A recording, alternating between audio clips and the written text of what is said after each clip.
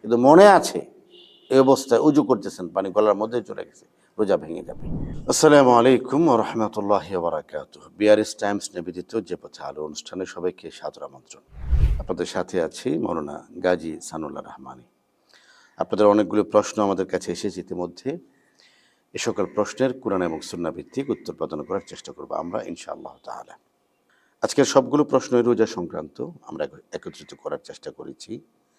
প্রথম প্রশ্নটি হলো, স্বাভাবিক মুখের লালা গিলে ফেললে কি রোজা মাকরুহ হয়?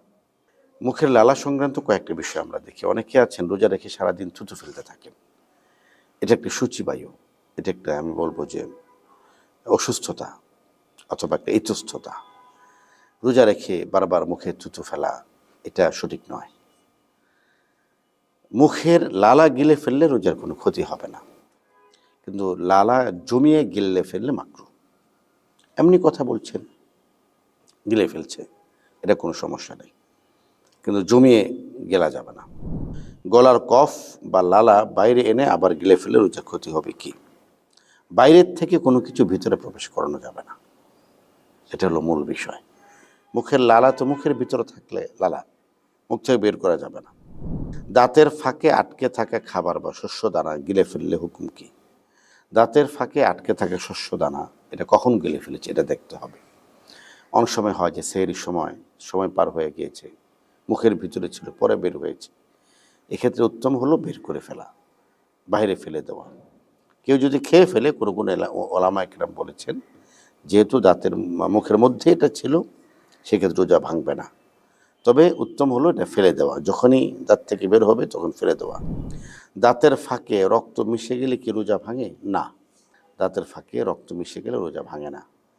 রক্ত বের হওয়াটা রোজা ভাঙার কোনো কারণ না।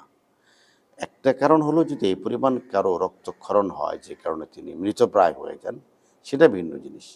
এছাড়া দাঁতের ফাঁকের যে রক্ত, এই রক্ত বের হলে রোজা ভাঙবে না।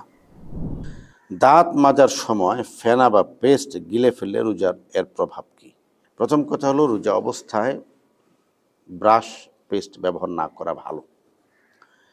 রোজা অবস্থায় মেসওয়াক করা উত্তম, কারণ প্রত্যেকটা পেস্টেরই একটা ঝাঁজ আছে, একটা স্বাদ আছে। রোজাদার ব্যক্তি যখন ব্রাশ করবেন তো ওই পেস্টের ঝাঁজটা তার মুখে যাবে।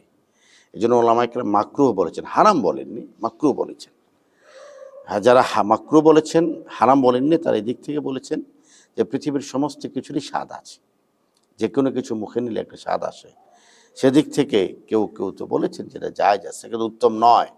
উত্তম হলো মিসওয়াক করা, উত্তম হলো মিসওয়াক করা। রাসূল করিম সাল্লাল্লাহু আলাইহি ওয়াসাল্লাম রোজা রেখে মিসওয়াক করেছিলেন, হাদিস থেকে প্রমাণিত। আর কেউ যদি করতে চান, রোজা রেখে দাঁত ব্রাশ করতে চান, কম ফ্লেভারের, কম ঝাঁজের পেস্ট তিনি ব্যবহার করবেন, বেশি ঝাঁজেরটা না। কিছু আছে বেশি ঝাঁজ, বিশেষ করে জেলি টাইপের যেগুলো, এগুলি ঝাঁজ অনেক বেশি, এটা ব্যবহার করবেন না। ঝাঁজ যেটার কম, মুখের স্বাদ একেবারে নাই বললেই চলে, এমন জিনিস ব্যবহার করতে পারেন, তবে উত্তম নয়। উত্তম হলো মেসওয়াক করা, এটা ওলামা কেরামের অভিমত। শিশু বা অসুস্থদের ক্ষেত্রে থুতু বা কফ ফেলার বিধান কি? বিধান সকলের ক্ষেত্রে এক। থুতু বা কফ গেলার ক্ষেত্রে জমিয়ে ফেলাটা মাকরুহ, জমিয়ে গেলা। আর স্বাভাবিক অবস্থায় বারবার কি বলে এটাকে ঢুক গেলা, এতে কোনো সমস্যা হবে না। দাঁতের চিকিৎসা, ফিলিং, স্কেলিং বা অ্যানেস্থেশিয়া রোজার উপর প্রভাব রাখে কিনা? হ্যাঁ, কিছু তো প্রভাব রাখেই। দাঁতের চিকিৎসা যখন আপনি করতে যাবেন, এটা ফিলিং হোক, তারপর আরও কিছু, ওখানে তো মুখের কাছাকাছি কাজ করবে, ওখানে পানি দিবে। এই জন্য রোজা রেখে দাঁতের কাজ না করানো বেটার। আপনি তারাবির পরে করেন, মাগরিবের পরে করেন, রোজা রেখে করানো উচিত নয়, এ থেকে বেঁচে থাকতে হবে। কাজা বা পুনরায় রোজা রাখার প্রয়োজন কখন পড়ে?